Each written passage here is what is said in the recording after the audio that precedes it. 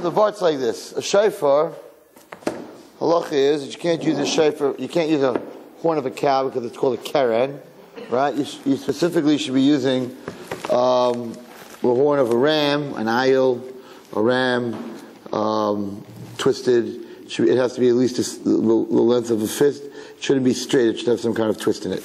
L'maisa, it's a mitzvah. The Torah says you have to blow shofar on Rosh Hashanah. But why do we blow shofar on Rosh Hashanah? So it's brought down in many svarim that when we blow shofar, and you have to listen carefully because this is the core of tonight's shir.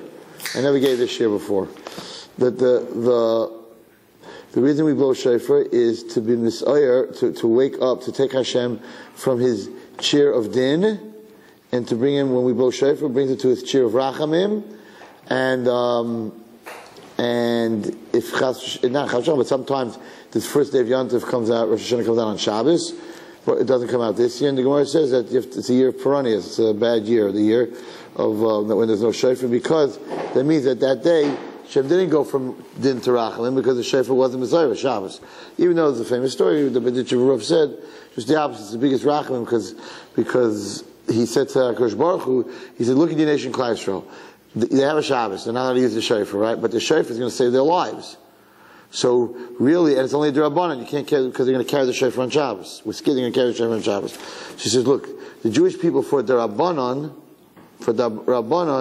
won't break a d'Rabbanan which would save their lives. It's so important that they listen to the d'Rabbanan that said you can't carry.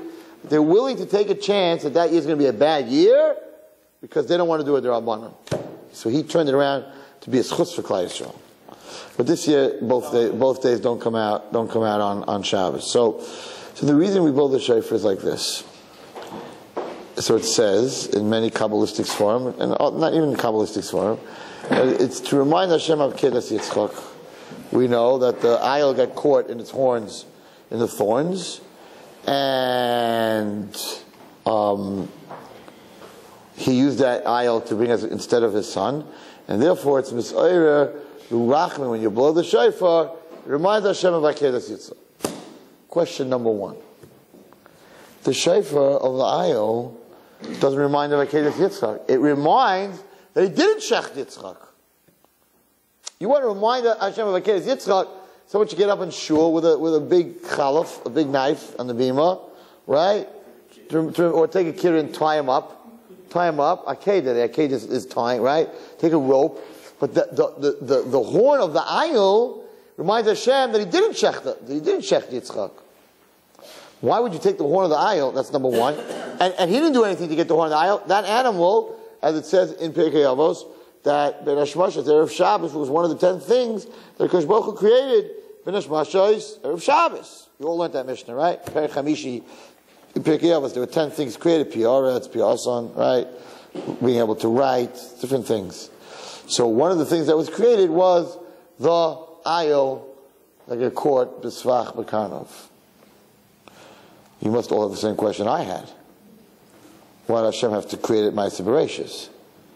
Just have a ram on top of the mountain when he brought the Akedah.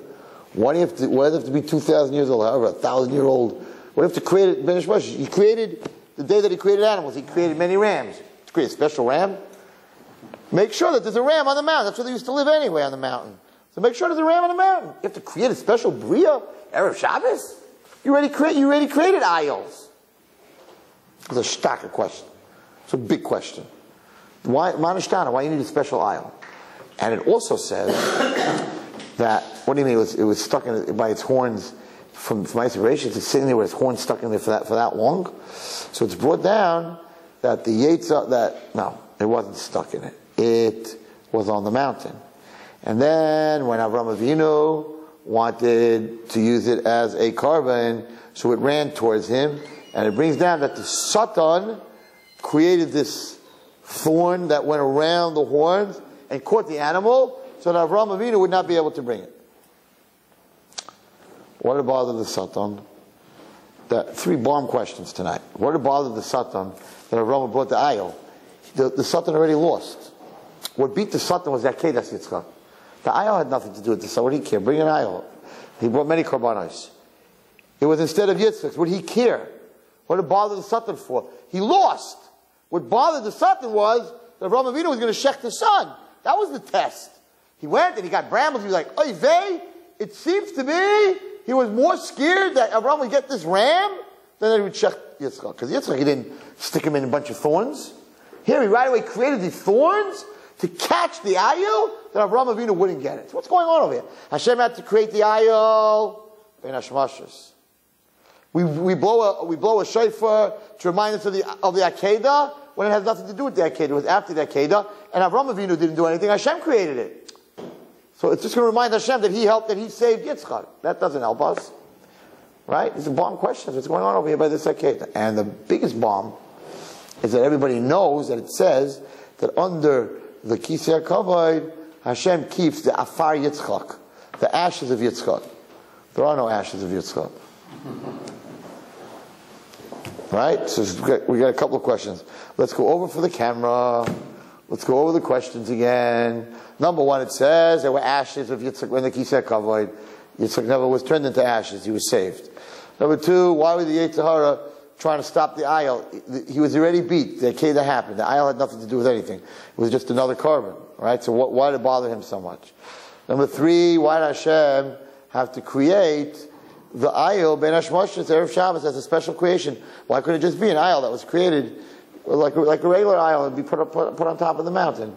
And number four, altogether, the horn of the ayil doesn't remind. How does it work? Better question. How does it work that when we blow shofar, the horn reminds Hashem, and therefore he leaves his kisei din and goes into his kisei rachman? Good question. Very good questions. Bomb questions. So the teretz is like this. There's a story connected to this teretz, but I forgot the story. There is a story connected to this teretz. I totally forgot the story. Okay. But I'll tell you the teretz. So the teretz is like this. Godless.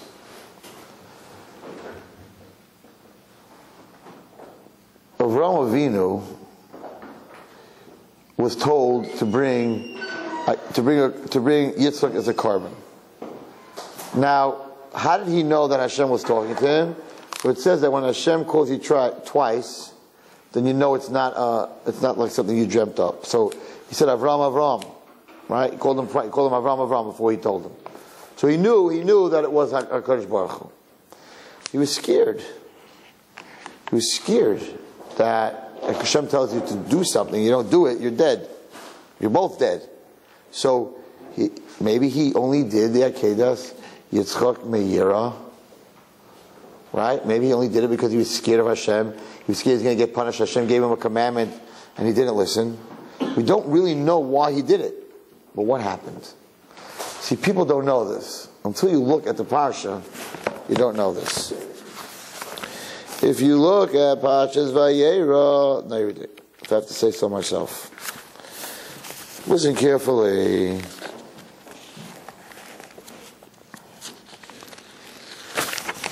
At the end of the Akedah,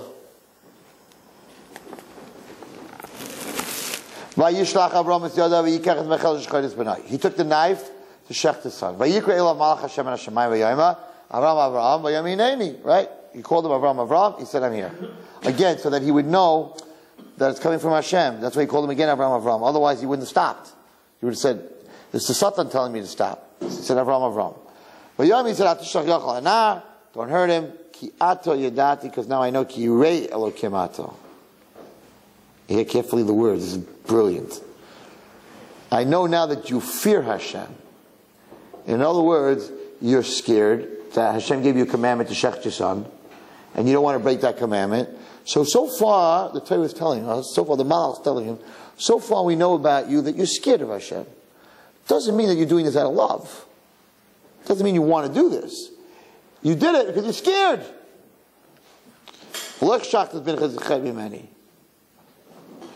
Avraham Avinu proved I did not do it because I was scared. I did it out of ahava. Now remember what we learned last week or 2 weeks, whenever I was here last time, When you do tshuva, when you do something out of ava, so it takes the chayv and it turns it into schus. In other words, if you ate something not kosher, whatever it was, and you're scared you're going to get punished, you do tshuva, so it erases the avera. But if you do tshuva, right, and you do it out of love, then it turns into a schos. I heard something amazing last week. Mind a bomb. I heard a bomb last week. He said the power of tshuva me'ava. Listen to this. So, how do you explain this? Oh, he said like this. It's very deep. He said that. So on Yom HaDin, on Rosh Hashanah, I heard this last week. I don't know from where. Maybe I saw it in a sefer. No, I heard it. I don't know where I heard it. I heard it on a tape. I don't remember which tape. I was listening to like a million tapes because I'm preparing like 30,000 shiurim right now. So I'm just listening to any tape on the Yom Tov I'm listening to. She's like, but this is such godless. Listen to this. So the Zecharia, what does he do? He's the prosecutor. So he comes and he tells Hashem that you did this avera, you did this avera, you did this avera. So if you're a person who does tshuva miyira, if you're a person who doesn't do any tshuva, so of course the Zecharia is going to tell on you because he knows he's going to tell the avera and you're going to get punished for it. If you do tshuva miyira, so what does the Zecharia has nothing to lose. Okay, I'm going to rat on him. If he didn't do tshuva, he's going to get whacked. If he did tshuva, he's going to be forgiven. He's going to be forgiven anyway. If he did tshuva, he's going to be forgiven anyway. So the Zecharia has nothing to lose to bring that avera in front of Hashem. Because I'm going to bring that avera in front of Hashem. If the guy doesn't do tshuva, so I got him. If he does tshuva, okay, he's going to be forgiven anyway. But if a person does tshuva me'ahava, which means that the avera is going to turn into a schus, then the Zecharia is not going to take the chance. He's going to bring 1,000 averis, but this guy does tshuva me'ava. He might do tshuva on all these things me'ava. All his averis are going to become 1,000 mitzvahs. So it's a bad gamble. The other way, I'm either going to get him or it's going to get erased. But I'm not going to lose anything because he's going to get erased anyway. So the Zecharia doesn't bring the averis in Rosh Hashanah. He says, this guy passed. I don't say nothing. Because he doesn't want, it's bad enough you have 10,000 mitzvahs. You also have 10,000 averis. Now you're going to have 20,000 mitzvahs. So he says, I pass. I'm not saying anything. So a person who a whole year does tshuva me'ava, right? Even the averis he didn't do tshuva on, Zecharia is not going to say. Because he's scared. This guy does tshuva me'ava. I want to go and make this whole report. This guy does tshuva me'ava. So I'm not going to talk about his averis. I'm talking about it. I'm not going to say one word about it. So nothing happens. It's godless. It's godless. I don't know where this person, I remember he quoted somebody big, where I was like, wow, what a mindset. So a person who does tshuva me'ava, you don't want to report your averis because they're going to turn into mitzvahs. So he's very careful. Anyway, so you see the pasuk here, the malach saying, I see that you're scared. Now listen to what happens. I didn't know this till I prepared the share. I always thought that Hashem told Avraham Avinu to go get the isle. That's what most people have that perception that Hashem said, instead of Yitzchak, go get the isle. That's not what happened. Vayisa. Now, so the Malach said, I see, Kiatu Yadati, we now know, Kirei Lekemata. V'lechashach has been chazichavimani. No. Vayisa Avraham Ezainov. He lifted up his eyes. Hashem didn't tell him to bring a carbon, boys. He was supposed to leave, have a good day. He came up to do a mitzvah. He came up to do that Kedas Yitzchak. And the most unbelievable thing, he got the mitzvah and his son back. I'm out of here. You tested me. I passed. I did the mitzvah. I got my son back. Let's get back on that Chamor before God changes his mind. And let's go home. No, said Avraham Avinu. No. I didn't do this out of fear. I did this out of love. I'm not going home. I'm not happy now that I passed and I got my kid. That's not what I'm here for. I came to this mountain to bring a carbon to God. If it's not my son, I cannot leave this mountain until I bring a carbon to Hashem. So Vayisa Avram es Einov, Vayar Vihine Ayil Achar. What's the ayil achar?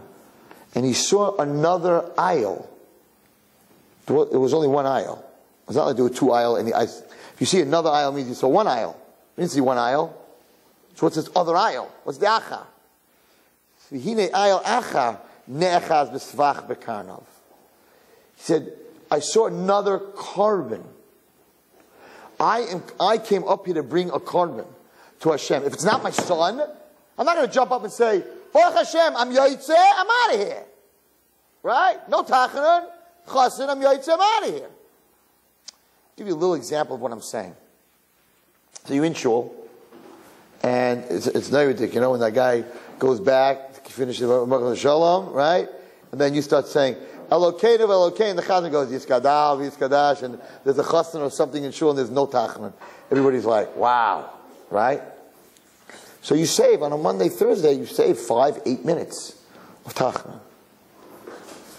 So most of us, we're very happy. And we finish davening, we leave. But if you were Avram Avinu, like by the Akedah, you'd say, I understand, I came here to say tachanun today. I came here to daven with tachanun. I didn't know there was a chassan. So I saved 8 minutes, so I'm not going to sit down, say 8 minutes at home. The not Avraham Avinu, I'm yoytzeh.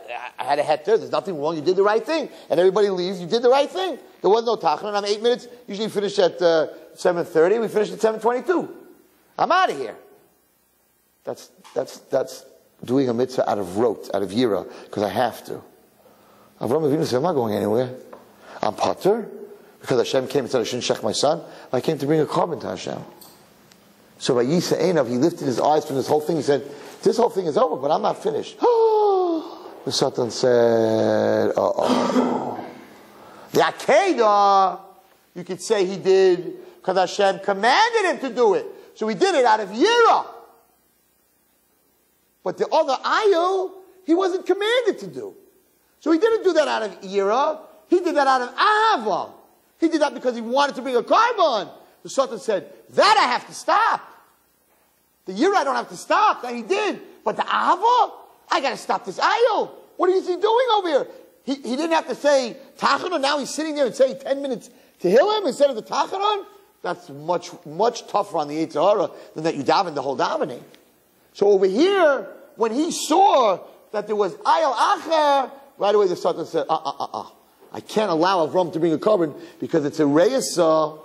I say reisa in English. It's a proof l'chachila that from the beginning that the whole carbon that he was bringing Yitzchak wasn't out of Yira, but the whole thing was out of Ava. Said the Zecharia, if Hashem's going to see that Avram did it out of Ava, it's going to take a Kosh Baruch Hu forever. Every time you remember the story, you're not going to remember Akedas Yitzchak. Akedas Yitzchak maybe he did because he was told to do. Hashem's going to say, but he did something he wasn't told to do. And that's what takes Hashem out of Midas Hadin into Midas Harachamim. And that's why it's not a knife or rope that we take up on Rosh Hashanah, but we take up a shofar to show HaKadosh Baruch Hu. The shofar comes from an ayil that Avraham Avinu didn't have to bring. He brought it out of love. Out of love, it's Midas Harachamim. That's why we use a shofar from an ayil. And that's why it's not a memory of Yitzchak on the Mizbeach. It's a memory of the ram. So, the one thing, so all the questions are over, except for one. Why did Hashem have to create this? Ben Hashmashas Erev Shabbos is a special bria. I don't have the answer on that yet. I don't. My thought process is two ways. My thought process is that it has a connection to tshuva. Tshuva had to be created before the world because it takes us back in time. And that this ayil had to be some kind. Well, first of all, this is a machlokes, number one, if it was a normal ayil. There are some, I don't know where it's brought down, but it's brought down that it was a special bria, one of a kind. It was a unicorn. It was a unicorn, had one horn from the middle of its head. And that's where that whole thing comes from. But I saw in a sefer where it says specifically that it had two horns. That one horn was used by the shofar that was blown by Kabbalah Satira on Har Sinai. And the second horn is going to be used by Mashiach. So according to that man, it wasn't a unicorn. It was two horns. But it does bring down that it was mamash a special bria. Because what does it say? It says karnav. Karnav means horns. How did it survive the model? Maybe it was brought into the teva. Bekarnov. See, Rashi says, "Shahayurutz etzel Avraham." The ram, the ayil ran towards Avraham. V'hasatan seifchay u'ma'arboi be'ilanais. It twisted trees all around it so it couldn't get out. So the question was, what was he so worried about? Who cared about the ayil? The ayil was just a regular carbon. What are you going crazy about the ayil? The answer is the ayil was bigger than the Akedah. The ayil was bigger than the Akedah. The Akedah, the Malach said, you were scared. The ayil showed that the Akedah wasn't because of Yira. Without the ayil, there was no proof that Abraham, he only did it because he was scared Hashem was going to punish him, but Hashem told him to do it. So the ayil was much bigger in the sense of spirituality. Because not only was it wasn't that it made the ayil itself was bigger. The ayil made the Akedah bigger. Because he went for the ayil, showed, I didn't do this because I was scared, then what do I need the Akedah for? I'm off, I got my son, God's happy, everything went well, I'm out of here. So the only question of all those questions, so that's why the Satan did it, and that's why we use an ayil, and answers all the questions. The only question it does not answer is why did it have to be created at that point? Why couldn't it be? So according to the one holding it was a unicorn, I understand it was a special bria. But otherwise, why banish Moshe? Why wasn't it just a regular ayil? I don't know. I don't know the answer to that question. Whoever's listening to the shir and can come up with that question, please call me and leave a message. I shouldn't do this, but anyway, 917-439-3368, 917-439-3368. I can't tell you to send me an email because that would make you go to the computer, and I don't want to do that. So just leave me a message if you have a teretz, why this ayil had to be created, specifically Ben Hashmashas. Okay. Maybe because the act itself was extremely special, and so it had to be a special animal to be created for it, because Hashem didn't, I can't really say expected Abraham to do it, but the action was, it wasn't on the ayil, it was on Avram. In other words, any ayil would have worked. The action was that Avram said, I'm not leaving here till I bring another carbon. And that's what the pasuk says. Vayikach es ha'ayil va'alehu lo'oila. That's what it should have said. It says tachas benai. Instead of his son. He took it instead of his son. That's not true. He didn't take it instead of his son. Hashem said, I don't want your son. But he took it instead of his son.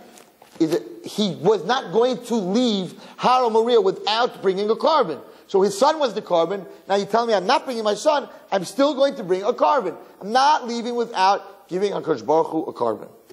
Okay. Fine. Now, let's go back. Let's go back to the beginning of Parashat Vayera. How did he shift the ayil if one of the things ripped off? It didn't rip off. Did it? No. Where does it say ripped off? In the bush? Doesn't say it left it off in the bush. No, I never saw that. No, Avraham Avinu took him out of the bush. Whatever koyach he used, doesn't say he ripped off. There's a very big question here. The question is like this: it was taken as an oila, right? So the question is, also I didn't see a teretz to this one. So in oila, everything is burnt. So how could it be that the two shayfros, one's for Mashiach, one's for Kabbalah's Torah, it's me'ilah? You're not allowed to take anything from a kaddish sticker animal. So how do you get the horns off? The horns have to be burnt with the animal as a korban oil. So somebody asked me this on 2 Shabbosim ago. There was a whole pilpul. Somebody gave a pilpul share. It was part of the pilpul share was they were talking about me'ilah. How it's brought down in the sefer somewhere, this kasha, and one of the achrayim. How is it possible that the horns we use are going to be used for Mashiach? The horns are going to be used for Mashiach. It's me'ilah. It says the korban oil. He brought it l'oila tachas benai. Korban oil. Everything has to be burnt. Good question. I don't know Derek. So we have two questions. You guys have to do something the whole week. You have something to look into. Two questions. One, how were the horns taken off? It's me'ilah by a korban oila. Okay. And two, why did we have to create a brand new ayil? Now, the point that I want to bring to you is something very interesting. I believe very much that the Vayar in this pasuk in Yud Gimel, this is all of Avraham Avinu. Now you have to remember that forever and ever, every Rosh Hashanah when Klal Yisrael is judged, this horn, this moment of love that Avraham Avinu showed Hashem, that I didn't bring my son because I was scared, but I brought my son out of love, that moment lives on forever. And every time we blow shofar, that moment lives on forever. And you should get a little bit of that moment every day when they blow shofar. We're on the other side now of Elul, second half, right? So when they blow shofar every single day, it should be misayri in you, that ahava. It's the most important thing, is to serve Hashem with love. And that's what that was Avraham Avinu's godless. But his godless, I still say, is the Vayisa Enav. Because before you can do anything in a relationship with God or a relationship with another human being, the first thing you need, just to go over here, it says again, it says, Vayisa Avraham es Enav Vayar V'hinei Ayil. It should just say, Vayar Avraham V'hinei Ayil. Vayar Avraham es Ayil. What's the Vayisa Enav? So the other time it says the word Vayisa Enav is in the beginning of Vayera, which is my famous Torah where I tell you, it says Vayisa Enav Vayar V'hinei Shloisha Nashim Nitzav Malav. Vayar, the second look, right? The same thing happened over here. Avraham Avinu had a second look at things, at situations, at what does Hashem want from me? What does Hashem want me to do?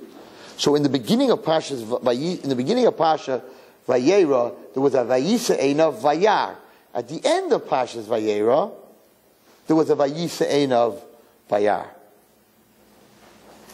And the interesting thing is that Akedas Yitzchak, which is the second Vayisa Einav Vayar, the whole Torah of Vayisa Einav is to have the ability to look, to lift your eyes, not to worry about yourself, to look away from yourself, to look to others. That's Vayisa Einav, right? So we know in the beginning of Vayera, he was sick, he was potter from doing mitzvahs, and it says Vayisa Einav, he didn't want to worry about himself. He wanted to help somebody else. So Vayisa Einav, he lifted his eyes from his problems, and he was sick from the bris milah and all that. Vayar, you can't see someone else if you're looking down at yourself. Vayisa Einav is a very weird. What does it mean? He lifted his eyes. You lift your eyes. What does that mean? You lifted your eyes. He lifted up his eyes, which meant the expression means he took his eyes off himself. He wasn't busy with himself. So then Vayar, and then I always told you the second Vayar, right? Vayar Atzlikrasa. He did the same thing here. He did Akedas Yitzchak. Right? He came to Shechted. The call came out of Shemayim, don't Shechted. So as far as he was concerned, for himself, he passed the test and he got his son. Right? He had his cake and he ate it. Right? He had his cake and he ate it. And he could have been happy with himself, and he should have been happy with himself, because who of us would have passed that test? And he should have left. But what happened is Vayisa Einav, he said, one second, this is not about me and my son, getting him alive and getting him home. It's not about me. It's about, I came to this mountain to bring a carbon to Hashem. If I'm going to go down this mountain with Yitzchak, I can't bring him as a carbon, then I failed. You did bring him. I did it. What? Well, that's my pshat with that. Okay, we're going regular Pasha pshat. Not that he shechted when he went up to Gan Eden. He said, like, it was the Lashon in that case, that you should bring up your son. He brought up his son. He tied him down. He brought him up. Doesn't say issue. So he was kind to Hashem anyway. Now, because he did it with love, the ayil, when it was burnt, was considered the Afar Yitzchak. It's true Yitzchak never got burnt, but the ayil got burnt. Because Avraham Avinu, what's the Afar Yitzchak? See, but it didn't make a difference at this point. Because Avraham Avinu, his love for Hashem was to bring a carbon. So it didn't matter if it was Yitzchak's ashes or the ayil's ashes. It was all Yitzchak's ashes. It didn't matter to him. He had to bring a carbon. So when they put the ayil and he burnt the ayil as an aylah, the ashes of the ayil were considered like it was Yitzchak. Why? Because he did it me'ahava. If he did it me'yira, it wouldn't have been. Because when you do something me'ahava, what does it do? This is back to my shir a few weeks ago. When you ate Cracker Jacks and then you did tshuva me'ahava, the Cracker Jacks become Reisman cakes. How does that happen? Because you did tshuva me'ahava, you changed the actual thing that happened. He brought Yitzchak as a korban me'ahava. Yitzchak as a korban me'ahava. So this ayil became Yitzchak. In fact, Rav Chaim Vital says that Yitzchak's neshama went in to the aisle. And that when he shechted the aisle, he was taka shechting like he was shechting. And when he burnt the aisle, he was burning the neshama, the nukva, the female neshama. There's two things. It said that it went to. So I saw Rav Chaim Vital says very fascinating. He says like this: when he wanted to shecht Yitzchak, so we learned this inside last time. So Yitzchak got very scared. His neshama went into the aisle. So now, that's why it says aisle acher. Yitzchak went into the aisle. It was another. It was Yitzchak again. He went into the aisle. So now he took the aisle and he shechted the aisle. You can't shecht the neshama. He shechted the aisle, which had the neshama, the nukva, the female neshama of Yitzchak. Where did it go from the aisle? To Rivka. And Yitzchak, we know, was hidden for 3 years. When he came, L'shuach Basada, which means took out of Gan Eden, Rivka was 3 years old because she had that neshama. So really, the aisle, when it was shechted, had the neshama of Yitzchak. Therefore, it's considered the Afar Yitzchak that's underneath the Kisei Kavod. But that all happened, that happened because there was an aisle. But the only reason there was an aisle was because, now I know the answer. They just sent it to me from Shemayim. Now I know the answer. The Bein HaShmoshes. Because this had to be a special aisle. Because this had to be an aisle that was going to be Makabal, the Neshama of Yitzchak. Not a regular aisle could be Makabal, the Neshama of Yitzchak. So this had to be an aisle. We know at that time, Bein HaShmoshes, that's when the Mazikim were created, that's when the Shadim were created, that's when a lot of stuff was created. This aisle, according to that Pshat of Rav Chaim Vital, had to carry, till it was brought up as a carbon, had to carry Yitzchak's neshama. So this was a special aisle. That it's afar, so it must have been like more of a spiritual animal, I'm not sure exactly, but it's afar went to the Kisei HaKavod. That's not stam an aisle that's running in the woods eating grass. So maybe that's why this aisle had to be created, Bein HaShmoshes, and it's also, if Avram Avinu would not have looked for it, it wouldn't have been there. I don't know how to explain that to you. In other words, that aisle was created, the things that are in that Mishnah, most of the things in that Mishnah, Pia Be'er, where Korach got swallowed up, Pia Asain, the mouth of the donkey that spoke, most of those things were a one-time situation, never to happen again. The rainbow, they're one-time things. This aisle could not have happened. If Avram Avinu would not have looked for it, it wouldn't have been needed. So it could be that it was created, but it wasn't seen until Avram Avinu looked for it. I know I'm stepping out here a little bit. I got to look into the Medrash, but listen to what I'm saying. It wasn't there. It wasn't there before. It says in the pasuk, right? Vayisa Avram is Einav. Listen to the lashon. Vayar. Then it uses a very strange word. V'hine. Hine means something that appeared, that happened. Behold. Ayol achanechaz. There's another ayol that's caught in it. What's the hine? Vayisa Avram is Einav. Vayar ayol achanechaz. What's the hine? The aisle only appeared after Vayisa Einav Vayar. Only after he looked for it. Had he not looked for it, maybe it wasn't in this dimension. It was in between dimensions. And until he looked for it, it wasn't there. That's the word Vihine. And behold, it doesn't say Vihine before. It says first, Vayisa Avram is Einav Vayar. Vihine, and behold, aisle. That's an extra word. Vihine is absolutely an extra word here. So maybe this was created Bein HaShmoshes, all the other things that were created, Bein HaShmoshes are shtickle in this world, shtickle in that world. That's how they are, right? Like the Mazikim and that. And if Avram Avinu wouldn't have looked for it, it would have never been seen. It just wouldn't have been there. But because he looked for it, that's why it became there. I was just telling, I was speaking to a girls' camp this summer, and I saw somewhere, I have to write down, I never have time to write down where I see things. I saw something fascinating. I heard this once in a shir. Could be Rav Shimshon said it. It was a very fascinating thought that everything is in this world already. Our Nava was in this world already. Ateres Nava, Benochai, everything that I do was already here. This Chabura was in this world already. But it didn't have to be me as the Rebbe of this Chabura or me as the head of our Nava. Everything is here. You have to grab it. In other words, because Shlomo HaMelech, it's brought down from Shlomo HaMelech. Shlomo HaMelech says there's no Davar Chadash Tachat HaShemesh. There's nothing new underneath the sun. What do you mean? Our Nava is new. Ateres Nava is new. Or Yitzchak's 10 years old is new. A lot of yeshivas next year are opening up are new. How can you make a statement, Shlomo HaMelech, that there's nothing new? The answer is no. Everything is here. Each person has the ability to pluck it, to take it. It's all here. Hashem prepared a world that has everything. There's nothing new here. There's nothing new. It's up to you what you want. You want movies? You want movies. You want to open a yeshiva? You have a yeshiva. It's all here. You just have to take it. It's a famous saying. The man doesn't make the journey makes the man. The man does not make the journey makes the man. So, it's all here. You have to grab it. The bull by the horns. To be a Gadol Hadar, it's here. Anybody can be the Gadol Hadar. If you grab it, you'll be the Gadol Hadar. If he grabs it, he'll be. The only thing you can't grab is Kahuna. Because you're a Kohen or you're not a Kohen.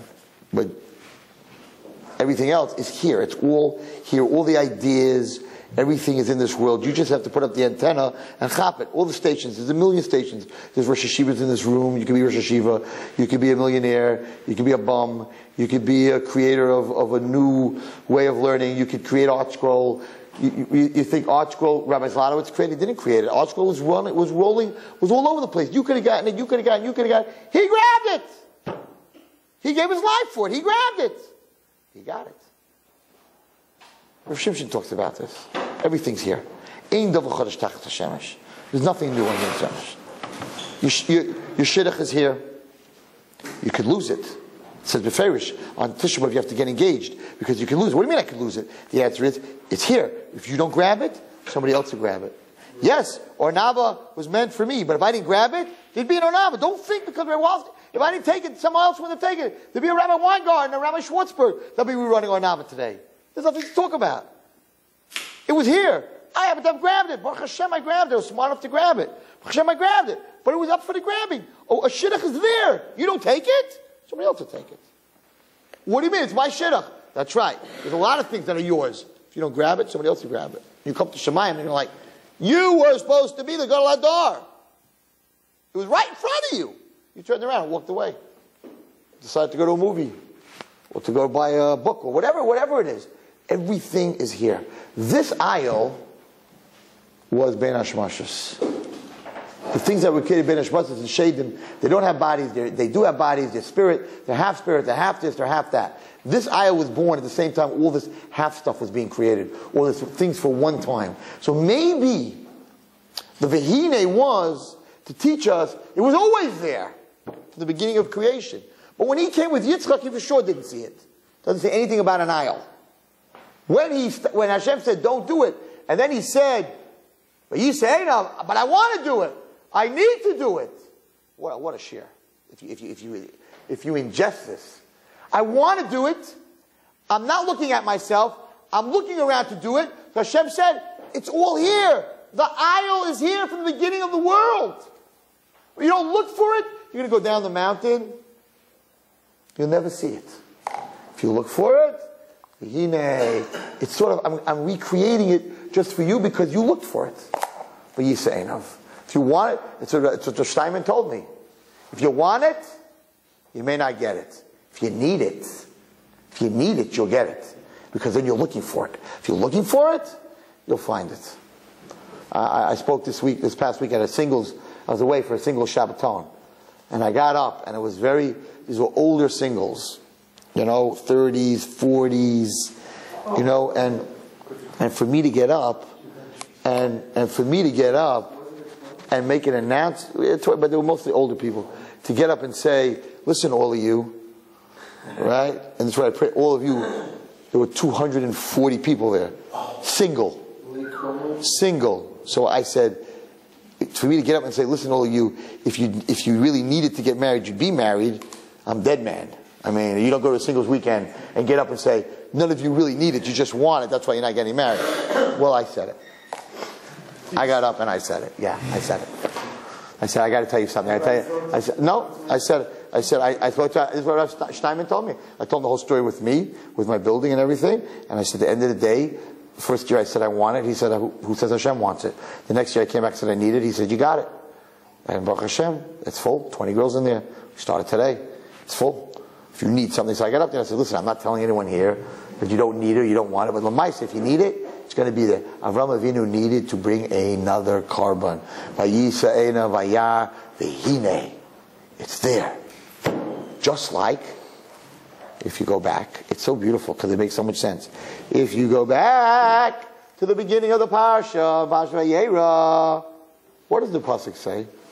Vayisa Eina Vayar Vehine Shleisha Nasha. Why doesn't it say Vayisa Einav Vayash Shleisha Anashim Nitzavim Alav? What's the Hine? Here we know that they were created because he wanted them. We know the story. We know they were malachim, they were angels, they were non-existent. They were only created by Hashem to come down to him as Arabs because he wanted it. So what we're learning over here is that Vayisa Einav, if you look away from yourself, Vayar, and you're looking for something. You want to learn, you want to be a Talmid Chacham, you want to do tshuva, you want to change, you want to get married, you want to do the right thing. Then the word comes V'hinei, and it will happen. And behold, it will happen. Even if it's not here, Hashem will create it for you. So the beginning of this parsha, the second pasuk of this parsha, and the end of this parsha, the beginning of Chesed, and the end of the greatest thing that saves us every Rosh Hashanah, where Hashem looks under his throne at the afar, not of Yitzhak. What happens, everybody? If every Rosh Hashanah, if there was no aisle, if Avraham did it out of Yira, there would be no afar. There'd be no ashes, because there'd be no aisle. If he would have just gone down, he would have walked out after Tachanun, we didn't say Tachanun, and he would have left Shul, it wouldn't have happened. Because there would have been no afar. Hashem would have looked down under his key and said, there'd be nothing there. Be Avraham Avinu, thank you Hashem, I did my job, my kid's safe, have a good day. There'd be no afar. That's what the Satan was worried about. That's the Koyach HaShofar. And that's why we blow the shofar. And that's what he was worried about. And that's why we blow the shofar by Torah. And that's why we blow the shofar by Mashiach. Because the shofar is a siman of going the extra mile, of looking. And the truth is, when you love somebody, you don't want to be pater. You know, when they say, like, get me a drink. Right? You love your wife and she says, could you get me a drink? Forget it, it's too hard. So the guy that doesn't really love his wife is like, okay, great. Great, I've got to go get the drink. Right? But the one who really loves is going to push and say, come on, don't worry about me. You really want to drink? No, I don't. You really want to drink? Forget it. Okay, forget it, don't worry. And he gets a drink and he gives it to her. That's the difference between Ava and Yira. Yira is, you tell me to do something, then if you let me get away with not doing it, and you say it's okay, great! Person who has Ava is like, no, I came here to get you a drink. I am getting you a drink. You're saying it's going to be too much for me, and you don't want to bother me. Don't worry about it. I came to get a drink. Avraham Avinu came to bring a carbon to Hashem. And he ain't leaving that place until he brings one. And therefore, he is looking for one. Hashem says, that's how you feel about me? I'll create one.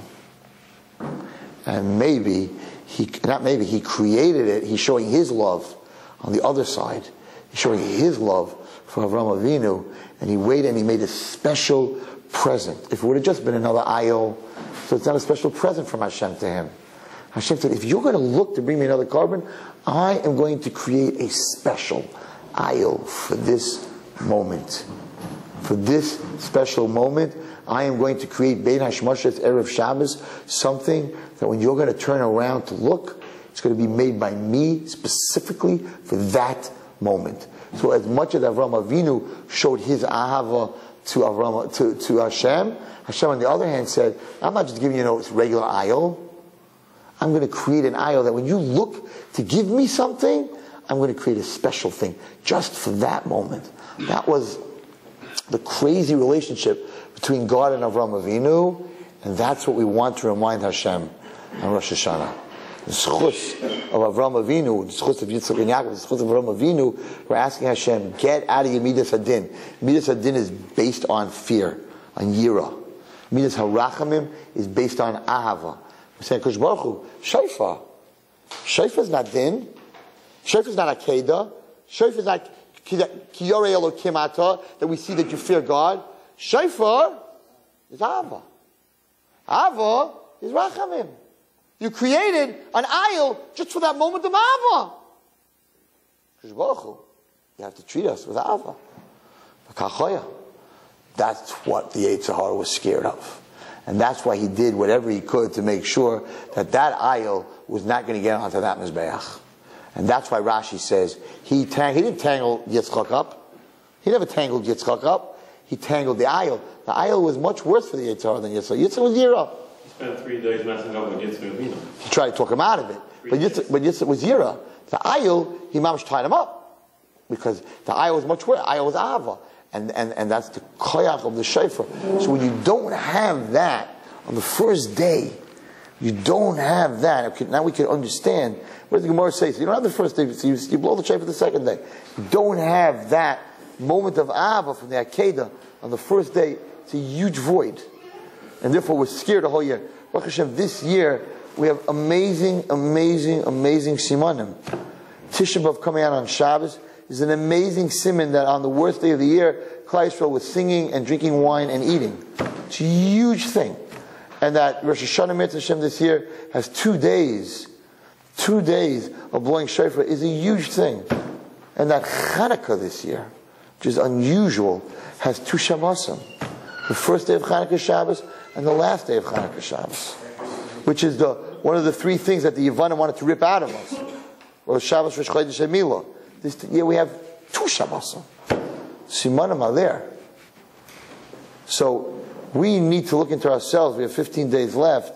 We need to look into ourselves. We need to do some tshuva me'ava, because we do tshuva me'ava, we do tshuva out of love. Yetzirah is not going to bring you averis. He's like, oh my God, if I bring him 10,000 averis this guy's going to do tshuva me'ava, he's going to have 10,000 mitzvahs. Just we'll leave everything in the box. We're not going to talk about it this year. We'll leave him alone. It's an amazing story. So, it's very deep. I never gave this share before. It's the first time. It's very deep. How the beginning of the parasha, there's a vihine and there's a vihine. It's very big. Okay. So, I want to end with a story. I spoke today in a school for teachers. And can you give me that sitter for a second? The responsibility of teachers to their students, because school's starting tomorrow. So it was an hour speech. I'm not going to get into the whole speech. I wish I would have taped it and sent it around America. It was V'liyai Hara. But I want to tell you something that I said. And I want to tell you an amazing story that I heard. So in Perek Revi, Mishnah Tezvav, it says the following. Rabbi Elazar ben Shemua Omer. Rabbi Elazar ben Shemua says, Yihi chavoi talmidcha, the honor of your student should be chaviv alecha, as precious to you, upon you, keshalach, like yours. So the literal translation of this means that what you don't want done to you, right, you don't want to be embarrassed in front of anyone else, so don't embarrass any kids in front of yourself. You want to be given honor and respect, so make sure you give the kids respect. That's what it means. It doesn't say if the kid's good, give him respect. It doesn't say if the kid's an Aleph student, give him respect. It gives no excuses for not giving your Talmud, your student, respect. It says automatically, if he's your Talmud, you must give him the respect that you want to give yourself. But you could also translate, which is something I always tell teachers, that the covet of your student should be kishalach, like yours, like your children. Treat your students the way that you would want someone to treat your own children. Then it's a whole different class, because you're not throwing your kid out of school. If it's your kid, you're giving him another chance, giving him a therapist. If he's not doing well, you're giving him tutors, and you're surely not throwing him out of school and putting him on the street. If he's messing everybody else up, you'll find another school out of town. you're not just throwing them out. So it's a very big responsibility, but after 120 years, every Rebbe, every Mora goes in front of HaKadosh Baruch Hu, and HaKadosh Baruch Hu asks him, did you treat my children like they were yours? Rabbi Gamliel said that the answer is no, they're going to put you in the lowest part of hell. You'll never get out. The Tahaim of Gehenna. So the answer is yes, they put you in the highest place in Gan Eden. So it's very tricky being a teacher. The loss is humongous. The reward is crazy. You have to be pretty crazy to take the chance. You can do business, be honest, and you're fine. Over here, every single kid you messed up, you're going to pay for. Every single kid. That's pretty tough. I'm worried. But until I heard this, I was already teaching 10 years. Right? So by the time I heard this and realized, right? I hope that Hashem will send me all the kids that maybe hurt their feelings. I'll meet them somewhere and I'll be able to, to ask them forgiveness. It's a very big responsibility to be a teacher. I want to tell you a story with Rav Hutner. So, this Rabbi came to Rav Hutner, no ridiculous story. And he said to Rav Hutner, I have two boys, I have two students. One's in Elul, one's brilliant. He's going to be one of the top Gedolim. The other one, he's not so smart. He's not Elul, but he's unbelievable with other kids. Everybody loves him. Everybody wants to learn with him. But regular head. He's not going to be no Gadol Hadar. He's a regular head. He asked Rav Hutner, who should I give more of my koiches to? Who should I focus on more? The ones who are going to become the Gadol Hadar, or the ones who are going to become a Rebbe? Right? So this is what Rav Hutner said. This is so scary. Rav Hutner said as follows. I didn't know this halacha. He said to be Mekayim the mitzvah of Puruvu, you have to have a son and a daughter, but they have to have children too. He brought down a raya that if a person has a child that can't have children, he's not Mekayim of Puruvu. So even though you had a daughter and you had a son, but they both never get married, never have children, you were not Mekayim the mitzvah. It has to go 2 generations. That's the halacha. So Rav Hutner said, a Rebbe, right, is daimel what? To a father. A Talmud is daimel ben. Right? I always said it's the greatest thing. Students are like your son, but you don't have to give them the car. It's geschmack, right? They're like your son you got to give the car, and then you don't have to give the car, right? So a student is like your child. But you're not Yaitza as a Rebbe unless the student has a student. Just like in the physical world, the parent has to have 2 generations of children to be Yaitza. When the Torah tells us that a student is considered like your child, he's not your physical child. He's not your physical child, right? If you're a man and you're a Rebbe of a girl, you can marry her. It's not a child. It's not considered a child, right? It's a spiritual child. So Rav Hutner said, you want to be Yaitz as a Rebbe, you have to have a 2nd generation. Your Talmud has to have Talmidim. He says, therefore, the Eloi, there's going to be a Gadol, is very nice. But if you want to be Yaitz as a Rebbe, you have to give the time to the kid who's very good with other kids, who you think is going to become Rebbe. Baruch Hashem, I have 2 Talmidim that are Rabbeim, that I know of. So there I was Yaitza, and I have a Talmidah, that's an amazing Mora. So I think I'm Yaitza that I don't know if I'm Yaitza in the physical world, because they only have girls, but some people hold that if you have grandsons and granddaughters, it's good. Baruch Hashem, I have that. But in the spiritual world, Baruch Hashem. Baruch Hashem.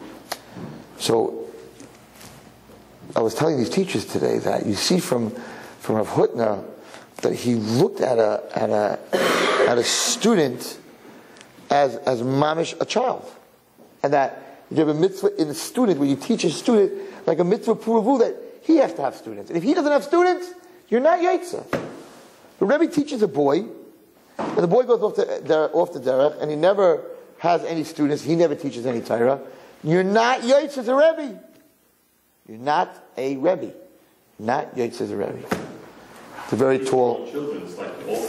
What? Teach your own children, Torah.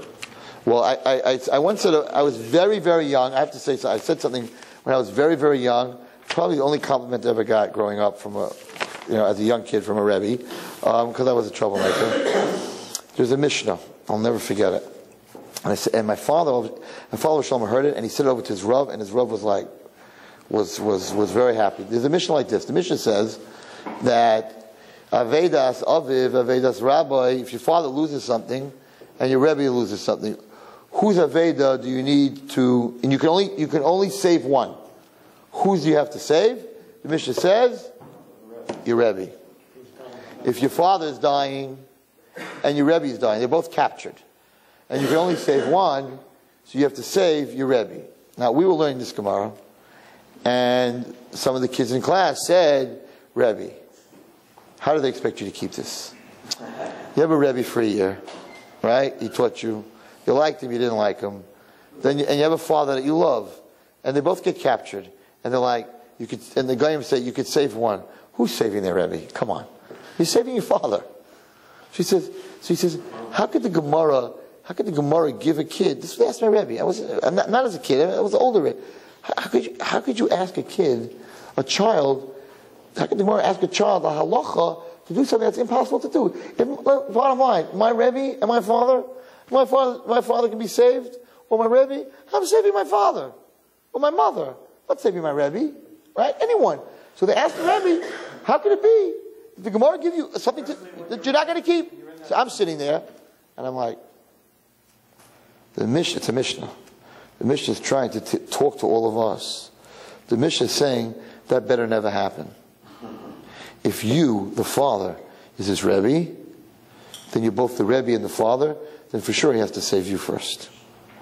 So the Mishnah is giving us Musar. And the Mishnah is telling us, listen, if you're a father, you should know, and you don't teach your son Torah, then there's a man out there that your son is more responsible to than you. So you better teach him Torah. So I said, it's not a din, it is a din, but that's not why the Mishnah is telling us. The Mishnah is talking to the father, not to the kid. Taka, for the kid, it's impossible. And the Mishnah is telling the father, you have to be a Rebbe. And like my Rebbe went crazy. He was like, wow, a Wallerstein? Wow. That's true. Every person... Which is the basis for all Torah subsequently, so this becomes Rabbi Midik, I think I also learned once. Aleph base spells of. No, because Aleph base is the Aleph base, and that is the building block to be when by the Torah. Who said the father taught him Aleph base? So that's why most people, the parents, teach Aleph base. Really? Most people really? As far as I know, most people in kindergarten, they learn Aleph base in school. Their parents don't teach them Aleph base. Their parents, it's a different generation. You're a different generation. Not today. Today the Rebbe teaches them Aleph base. The parents teach them how to push send on the cell phone. Push send. That's what they teach. They don't teach them Aleph base. But anyway, it's a very important lesson. Listen, everybody here, Mr. Hashem, you'll have children. It's a very important lesson that your child should never be in a position where he says, my father or my Rebbe. Never.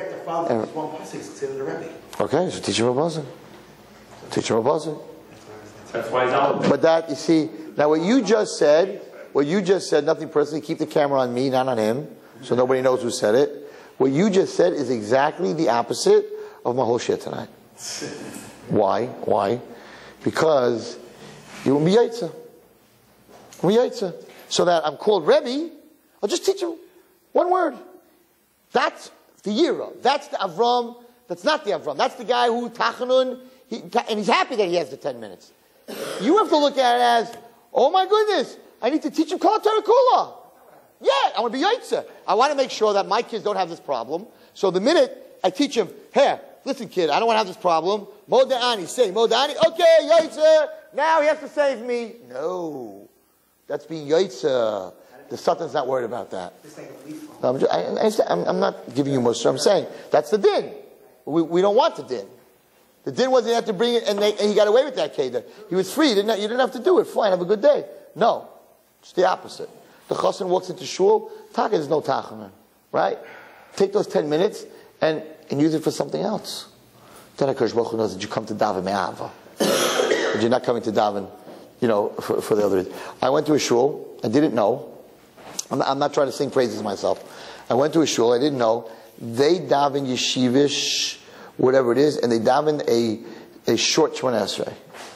Now, you can't know that when you start davening, because by mincha, right? So by mincha, some yeshivas, because in Europe they didn't. Now they shouldn't have it at all. But so in Europe, so what they do is called the Hecha Kedusha, where they say Ashrei and they say Kat.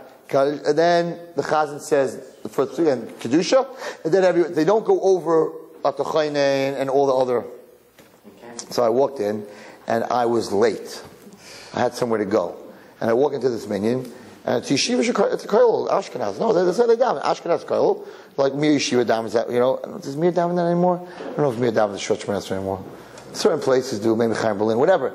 It's yeshiva, what they do, I think. For sure does. Right. So anyway, it's not a short Shemon because Yeshiva davens for 40 minutes. So in the end, it's not a short, you're not saving any time, but whatever. But it's a short, right? So I walked in and I was in a rush. And the guy next to me says, don't start Shemon Esrei because I'm going to go back. Start Shemon Esrei, but he points to the chaz and I'm like, oh, short Shemon Esrei. And I'm thinking to myself, you're here, you're in the minyan, halachically you're okay, but I'm going to miss 17 omeins or 15 omeins. 15 omeins in the next world? Do you know what 15 omeins are? But Lamais, I'm here. I'm like, nah, I can't daven like this. I have to have chazos shots. And I walked out.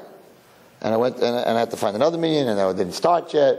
Whatever, it was lebedik. But in the end, I showed HaKadosh Baruch Hu, and I don't come to daven to be yaitza. I come to daven because I want to say 18 omeins. And if there are only 3 omeins, I'm not, even though you yaitza, I'm not talking against them. I'm just, the cycle. I'm coming to daven. I'm coming to bring a carbon on Har Maria. And if you, Hashem, tell me that you don't want this carbon, I'm not leaving here until I bring a carbon. I'm coming to the shir. This is what I always say about my shir. That, people want to know if I'm giving the shir. And I'm like, no, it's wrong. Tuesday night, from 10 o'clock to 11 o'clock, every Tuesday night, I set aside for you, Hashem, I am going to learn. It doesn't make a difference who's sitting here. So if you walk in here, and it's Rabbi YY or Rabbi Lam, or whoever it is, and you turn around and walk out, you're telling Hashem, I come to learn because I like Wallerstein. Not because I want to learn. Not because I want to separate an hour of my life for you, Hashem. Because I'm going to go home now and watch TV. Or I'm going to go outside and smoke. I'm going to hang out. So you're showing Hashem, he's into entertaining. I like the way he speaks. Not, I take an hour every Tuesday night, and no matter who's going to be in this room, and if nobody shows up, right? Because deep down we're all the same. And at 10:20, if there's nobody here, you're like, oh, I guess nobody's coming. And you feel a little good. I did mine. I did my hishtadlus. Machshava, they're going to give me the credit in the next world. I came for an hour. And Lamaisa, I got away with it. Because there ain't nobody here. That's what Avraham Avinu could have done. But Vayisa Einav. The Hine, because he said, no, I came to bring a carbon. This is not a carbon. I'm going to find a carbon. That's the whole Akedas Yitzchak. That's the whole Rosh Hashanah. That's the whole Koyach of getting Hashem to walk out of his Midas Adin and walk into his Midas Harachamim. To show HaKadosh Baruch Hu that you're doing it for love. Doesn't matter who is sitting in this chair. It has nothing to do with it. Tuesday night, it's me and you, God. Wallerstein's there. This guy's there. This guy. Nobody's there. So then I'm going to go into the next room. We're going to open a Gemara. I'm going to have a Sedra. Whatever I need to do. That hour is Kadosh Kedashim. And if Wallerstein don't show up and nobody else shows up, then I'm going to show you that hour is me and you, Hashem. We're together. We're dating. Wallerstein's there. This guy's there. It doesn't make a difference. But if you run out of here, right, and you're like, phew, I'm Yaitza. You go home. You tell your wife, there was nobody there. I did what I was supposed to, right? Wrong. From 10 to 11, you're supposed to learn. Then you should have been in the next room. You should have been learning. That means you're doing it me'ava. Otherwise, the Malach says, Kira Elokim, yeah, you Yaitza. Have a good day. He didn't fall for that Kira Elokim. He said, and you know what? I don't know who that Malach was. I don't know who that Malach was that said Kira Elokim. I didn't look it up. He said, no. No, Mr. Malach. No, you got me out of it. I'm a Yari Elokim. I'm not a Yisa Einov. That's not good enough. That's not good enough that I'm Yaitza because I had the Machshava. You had the Machshava. I need to do it. So I'm going to find another. Ayah Hashem said, you're looking to find something for me? I already created Ben Hashmashas. You're looking for it? Vihine. Behold, it's here. Anyone in this room that's looking to do tshuva, looking for shidduch, looking to get close to Hashem, you're really looking for it? It's already created. You just don't see it. But if you're looking for it, vihine, you'll see it. You'll see it right in front of your face. B'ezrat Hashem, everybody should have that tzchus.